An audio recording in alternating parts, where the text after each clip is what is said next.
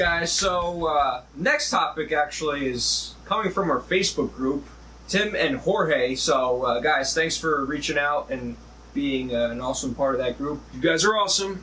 Anyway, so the topic is basically thinking of E3 and everything that we saw. It's variety in games are the old days of having multiple genres on one console gone. So basically, that's kind of like what we saw at E3. It seemed like a lot of like shooters and like a couple RPGs. But it's like when you look at one console, do you think we're getting the same old same, or are we getting any variety anymore? I will say this: a lot of Sony's exclusives are starting to look very similar. Okay. Like they're third person, they're actiony, very graphically compelling. But I do feel like there's like Days Gone, God of War, very different games, but that same kind of camera angle. Mm-hmm. Like Days Gone even still had a lot of that Last of Us. Well, actually, when I first showed it, I thought we were looking at a new character from Last of Us. Yeah. Real quick, and I was like, Last of Us 2? So I was like, oh no. I feel like, and they're great games. Don't get me wrong. Like they're becoming, all the studios are becoming very, very well at storytelling and creating characters and worlds that you care about. And I don't know if it's much as of a variety as much as it is trying to come up with interesting game mechanics that haven't been done before. Mm-hmm. So, like God of War. I'm sorry, not God of War, but you can say God of War. God of War is a hack and slash game. You know what I mean? There's different hack and slash games there. I feel like, though, that's trying to reinvent itself. Oh, it absolutely is. Like, they're trying to save that character. Right. From what he used to be. And that's very Last of Us in a sense. And they kind of copy and pasted that where it's him and his son. It's a journey of him and his son. And Joel and Ellie, they're not related, but it's a journey of those two. Right. And they're going to be with you the entire time. Mm-hmm. And I think it's going to work fine. I think it's going to be a great game.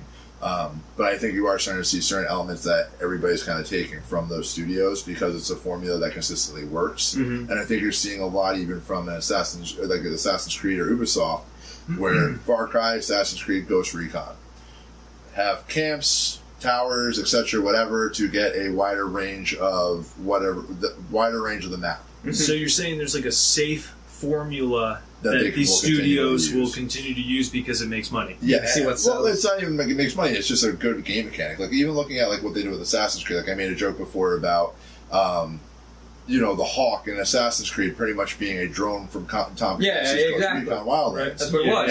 And that's exactly what it was, and that's what they're using.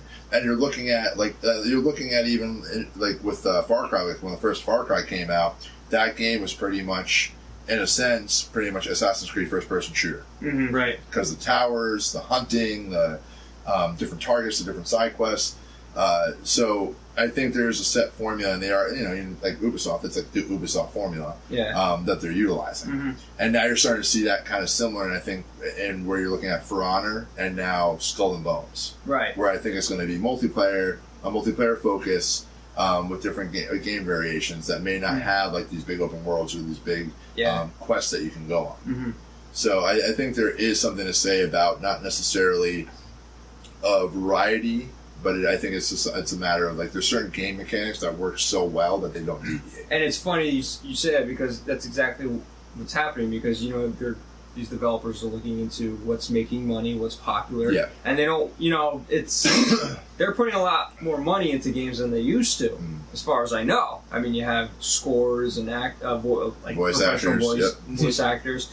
So, but it makes sense because when you look at a game of Sea of Thieves, right? We kind of poke fun at it. We're like, it's different. It's something different. Yeah. But we look at it like, who's going to play that? Like, look at Phil Spencer play. He's not even having fun playing it. But that's different, and yet we're so attuned to playing the same thing over and over again that we probably won't even give it a try. That we might not even give it a try, or some other gamers might not give it a try, and yet it's different, and it could be fun, but that's the data they're looking at sometimes when they're looking at things like this, and it makes sense. I mean, back in the day, like, you look at Super Nintendo, you had Turtles in Time, then you had Star Fox, and you had F-Zero, and all like different genres and different like. But you also have to remember we were younger people back then. I wasn't. This is getting old with these contradictions. I am stating facts, and that's true. No, that was me. But here's Nope. I don't relate. Thinking of someone else. No, the trouble is, like, you have to look at, like, the audience in which that these games are being sold to. So, yeah, for instance, as an adult, I'm not going to want to go play a cartoonish game unless there's elements of it that I'm familiar with and that I could jump on board and play right away. You talking about Sly Cooper? Yeah. I was going to say, you're going to hate on Cuphead now. So, I mean, like, in that regard, like, unless I'm familiar with it, I'm not going to go to it. So, like, for instance, like, my son, who's only 2 years old, there may be a game that he finds so fascinating that blows his mind. I think Minecraft is kind of going in that direction for him. He's finding that to be entertaining. For most kids. Right? So, I mean, there's just development level there. And, you know, some games, yeah, the variety is kind of lackluster. Like, personally, I like a really rich story. And I like to see games that I used to play way back in the day be remade into better games today with, you know, better graphics and stuff like that. That's nostalgic for me. Mm-hmm. But you come out with something new and something that's like way off the wall, like some of that VR stuff. I don't really see myself doing VR stuff, but that's new and exciting, and I think the younger kids may actually jump on board of that. Like, I want to give VR a try. Just there's a wall, like a financial wall you got to cross to get a Yeah, shot that's at true. that. Yeah, no, I don't. Like I said, for me, VR's. I don't know. It's not really different. It's just something that's kind of been toyed with for a while. You know, with variety with that, I think you're limited also because like we're looking at like, okay, how do you VR in this other They game? had a platformer. They showed a platformer in VR. Yeah, Like when you're just like moving the person with your finger or something like that. You're playing God. Yeah, pretty much. You're but, manipulating the environment around them. but like you see, like to make them go. speaking of E3, was there a conference that you saw a lot of variety from? Xbox had a lot of I mean, Xbox did have a lot of variety. They had that one new Fox IP, the platform. I think. Lucky Tail. Yeah, that's the one. Whatever it is. Yeah. Right, yeah. I wasn't very interested Right, in it, but yeah, it didn't look like a bad game. See, for me, I could see that on Switch, and I don't want to typecast Nintendo as being like kid friendly, but to me, that game would. What are you trying to say? Nintendo does have a lot in the think about it. They have Metroid coming up. They Well, I have mean, the Xenoblade. Mario Rabbids game was the biggest surprise. Right. Yeah. Like, and that's still a similar formula, though, in Right. the sense of it's XCOM. Yeah. Right. You know, so it's not. It's going to be unique. I think they're going to have a lot of different elements that they're going to add into it, but it's still a strategy-based game. Right. Well, So. it's a copy of a copy. Yeah. Yeah. I mean, that's what I think. You know, looking at it, Nintendo did.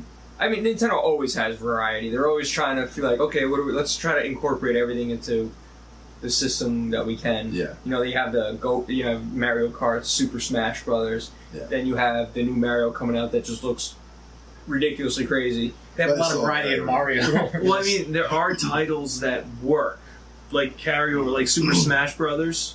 There will always be a Super Smash Brothers. Yeah, You know what I mean? And they're just gonna make it better than before. yeah. They're gonna have more junk in it than before. They're Right. gonna have, you know what I mean? But looking They're- at E3, and I don't mean to cut you off, but just trying to keep it on E3, because that's like a whole nother. I mean, if you look at indie games, you can be like, oh, that's all variety right there, and that's on all the consoles.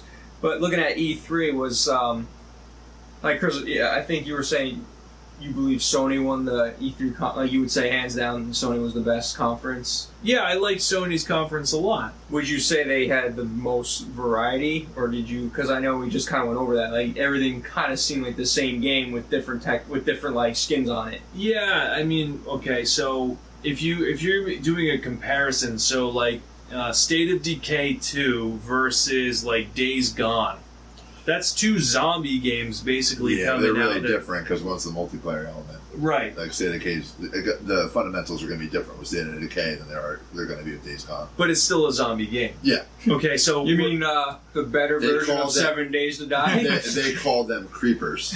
yeah. They're not zombies in Oh. Days to Gone. So, Okay. so now you Are- compare it to are they creepers? I Minecraft. can't remember. They're, Yeah, right. they're using a buzzword. They're not calling them zombies. Freakers. Freakers. That's what they are. Freakers. Not zombies. Okay, Gotta buy Xbox. No. So that's Well, I mean, Scott. Pro. They call them freakers. Gotta sell the Xbox I just bought. If we're gonna compare, Sony versus everybody else, and what stood out to me was, what really threw it over the edge for me was obviously a Spider-Man game that looks amazing. Is what did it for me. Like, Sony, you win, because that is an exclusive to you, and that game looks incredible. Right. Now, as far as like uniqueness goes, I think Spider-Man is a pretty unique game.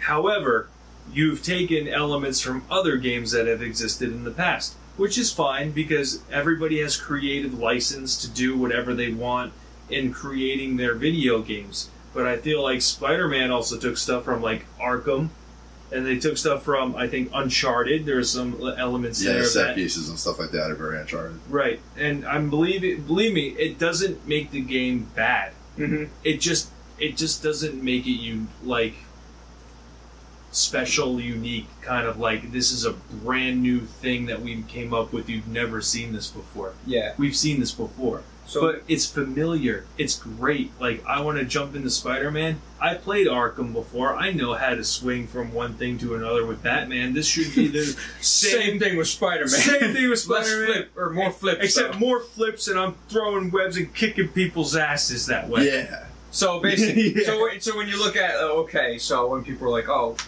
why did you think Sony did? They didn't have variety, but you're like, no, because they had games I wanted to play. Exactly. Like you, based on who you are, like the age group, like you see the games you want to play. Like you're not looking for like, oh, where's my Dr. Mario type game? Where's my, or the Tetris? No, and that goes back to what I said before. I think the age group really controls like your perception on what is really interesting, what isn't. Like, for instance, I would never have in my household, I would never have a 5-year-old kid play State of Decay. After what I saw him go through, Puts hair on his chest. Yeah, what are you talking about? I had to explain to my son what he's 2. He came in and saw what was on the That's TV. when you put the controller down and you're like, survive. Show me. You gotta be like Kratos, man. You gotta be like, life and death is real. show no more. Calliope! So yeah, I mean, like you're going to be catering to a specific group of people, and the age group is important in that regard. For variety wise, it for me it's all about what games are really interesting. For me, most of the games are violent. It's just the genre that I've kind of fallen into: Far Cry 5, Kirby. Assassin's Creed. He eats Miller everything. Shadow, Doom. Dragon Ball Z Fighter Z. Oh, that's just that one. Hashtag type. That's just good fashion fun right there. I don't know what you're talking yeah, about. man. But I mean that's lifestyle, not game. That's what that's what I'm feeling. No, though, that is a very, very personal choice. Yes. What you're making. But you see, when I look at variety, I'm looking, when I see variety, I think of different, something that's like, okay, that's not the same thing. And that's why one of my likes was the Mario Odyssey, because it's something that it just looks different, and it looks something very interesting. And All the worlds in the game even look different from each other. yeah, and I'm very interested in that game, and that's something that you're not getting 1,000 of those this year. You're getting one of those versus you're gonna have like 20 zombie games throughout. Like even like looking at all consoles, Steam, indie games. I'm sure there's gonna be like at least 20 zombie games from now to the end of the year coming out. Now this is something that looks different. So yeah, but I wouldn't base your whole perception of who won based on that, though. I mean, it's basically your call. Like, you know what I mean? And the question really goes down to, is the lack of variety hurting the video game industry? And honestly, I'm not sure if I see a lack of variety, because if you look at the games that were shown, you have God of War, which is like a hack and slash, adventure fantasy. You have Destiny 2, which is going to be your Space magic. Space magic Quintessential genre. Yeah, your shooter. You're going to have your Battlefront 2, which is also going to be a space game. Yeah, but it's Star Wars. But it's Star Wars, so it's a franchise. That's going to make it different. It's completely different. Don't even Days Gone, you have your zombies and your survival elements. Assassin's Creed Origins, you're going to have your your assassinations and fighting alligators. You're gonna have your open world exploratory adventure. Skyrim, 15 of those. You're describing the same game every single time. You're gonna have your Spider-Man because it's freaking Spider-Man. Far Cry 5 is another shooter, but that's You'll open have your world. yearly sports games. But it's a different story. So it may be the same element, like this is a shooter and this is an adventure game, but you can kind of mix and match those, and your variety changes with the story.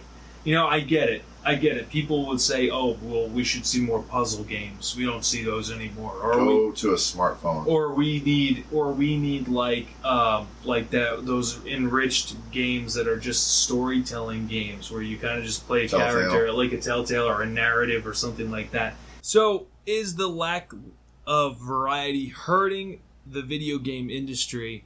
And I think the bottom line is not really, because of the various shades of variety. I mean, there will be a zombie game and another zombie game, and then there will also be shooter games, and that'll go on forever. The formula works. But the story that they tell and the things that they do in the game, or as the technology advances, the more expansive the game can be, I believe will change. And that to me is where the variety is. So I don't think that variety is lacking. And I do believe that video game industry, there's a lot of variety out there. What do you think? I agree. And I think that periodically you do have something that changes everything. If you look at what Destiny is, that is still a very core shooter, but it is definitely a different genre that you can't really put your finger on. Right. I think what they've done with Overwatch as well, where it's a hero shooter. It's been done before with Team Fortress and stuff like that, but it really, really blew up with Overwatch and the formula that they created. And now we're going to have tons of developers trying to copy that formula. Right. So periodically, I think there are games that come out and actually change the landscape. Mm-hmm. Even going back to what Call of Duty originally did, when Call of Duty 4 hit, that game changed it. Oh, yeah. The multiplayer, everything about that game changed how people are trying to make shooters. Mm-hmm. So I think that you will have gems come out periodically, and other people will try to replicate that. So yes, I think there's enough variety in that sense, but it is a matter of that you will always have certain developers or certain series of time where they are trying to replicate another formula of a game that is very successful instead of taking a chance. Right. So yeah, and just to kind of follow up with at the end here, the indie developers are the ones that are going to try different things because they are not being forced to be a money-making machine that does not take risks. Yeah. Right. So you're basically looking at the Hollywood form of movie making where they're always going to do the same thing. Like now we're in the superhero movie world where everything's going to be about superheroes, and then you're going to have things that do well. They're going to have sequels and reboots and all that stuff. So and everyone's trying interconnected universes now. Yeah, so it's like the YouTubers you want to look at, the indie filmmakers that are going to bring out the new stuff, and that's the exact same thing with gaming. So, Jonah, anything to add to that? Yeah, I think there's variety in gaming, but I do think there's casualties in all the big studios making these similar kind of games. Like Jak and Daxter was one of my favorite games way back in the day, but like they caught up to the what's selling nowadays, guns and cars. So let's put guns and cars in Jak 2. Make it terrible. Also, gritty protagonist. Yeah. And the first game was just really colorful, just egg collectibles everywhere. So fun. I loved it. And then Jak 2 is just, it's not fun. So it's basically everyone's riding the hype train, trying to morph their game into basically something else. So I don't think that there's no variety in gaming today, and I think that there's plenty of good games coming out that have a lot of variety. Nintendo's a big proponent of being very having a lot of different kind of games, colorful games, not just the brown, gray, and black stuff. Yep. But yeah, I agree. Like actually, something that really looks awesome is what is it, Cuphead? Cuphead. I mean, that just looks phenomenal. It looks like an actual old school cartoon. Well, actually got a release date. Yeah, it's been a while. Well, why don't you look at Dragon Ball Fighter Z? We can talk about that for a couple more hours. But I mean, that's your traditional fighter game, right? Yeah. But it's not. It's freaking awesome looking. It's the Dragon Ball game we've always wanted. Yeah, and that's the thing. Like, I mean, this is a separate topic, but I'm glad to see it because it's the same developers that did Blaze Blue and Guilty Gear. Like, these are like core fighting game developers that are making this game. Yeah, Right. And are very, very, very popular in Japan. I'm hoping this could end up being like Injustice and NetherRealms for superheroes, but for Dragon Ball Z. Well, you can look at games like the same thing as that Dragon Ball Z. I know it's probably not for everybody, but the Dragon Ball Z gaming franchise, they start out with like the 2Ds going up, and then they became like the Tenkaichi Budokai ones where it's over the shoulder now, and you can have go flying all over, and that kind of stuck around for a while, and now this one is here to change like the format. Yeah, and it needed like that's the problem. Like the graphics and the art style, It's makes just it so much better because Right, they don't have absolutely. to worry about all the other rendering and motion that they have to do. and I actually Exactly, like yeah. the way this Battle for looks is what I want in like Marvel versus Capcom. Completely Looks different topic we're going on here. Yeah, I know. No, we're talking Hey, about variety. Hold on. We're talking Can about you variety. imagine if Xenoverse looked like this? That'd be amazing. I know. I don't honestly like Xenoverse was a good idea, but I'm glad it's not Xenoverse 3 this year. No, I know. Yeah. Well, that's Yeah, what it yeah, is. yeah. Like when you talk about variety, it's like it's nice not to have something that's the same thing. Right. And I would, with the art style itself, I was getting at the idea that I wish the Marvel vs. Capcom games or even the Street Fighter games, well, Street Fighter, but like when you're talking about like a comic book character, like being Art style, putting into a fighting arena, I want to see that 2D into 3D. I don't want to see a 3D model. Like when I look at Mega Man, for instance, he looks weird in 3D.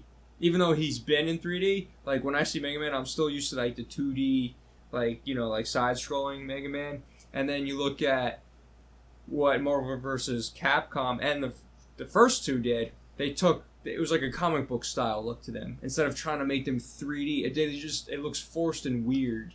Even cell shading doesn't look right. The new cutscene they have with Marvel vs. Capcom actually shows some issues with like other characters like Chun-Li and Dante. Their faces look a bit off.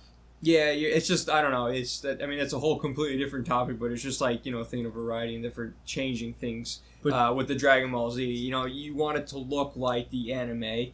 Yeah. Or, that was based off the comic, but that's what I like to see. You want a direct correlation between what you see on an episode versus what you can play on your PlayStation. Yeah. Yeah, it's that's variety. That's changing the game of an existing fighting platform and turning it into something that is a little bit more. And those little tweaks, I think, make up all the difference. And I also want to thank again Jorge and Tim for going on our Facebook group and suggesting this topic. It was really good of you guys to help us out with that. So you guys are awesome. I appreciate that. Thanks, guys. And to close it out, for the topic, there's variety. But I feel like we're going to find more variety in the games. You're not going to find, you're going to have racing in RGB games now. You're going to have, they're going to intertwine different genres into one game because it takes so many years to do these things. Does it hurt the industry? Not at all.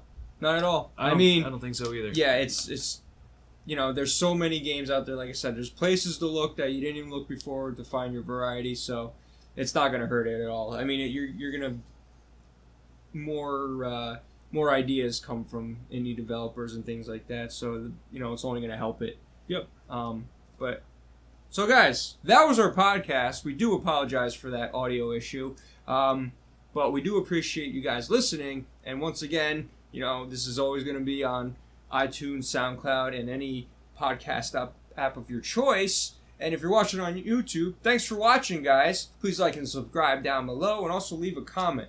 Well, I guess that's it for this podcast. This one was a long one, but it was E3, so we had to make it long. We made it. You made it. It's totally planned. Nothing went off. Nothing went off the rails. Yeah, nothing at all. According at to all. plan. But anyway, guys, I'm John for Cartridge Blast Gamers. I'm Jonah. I'm Chris. And I'm Carmine. Guys, My voice. stay awesome. Peace.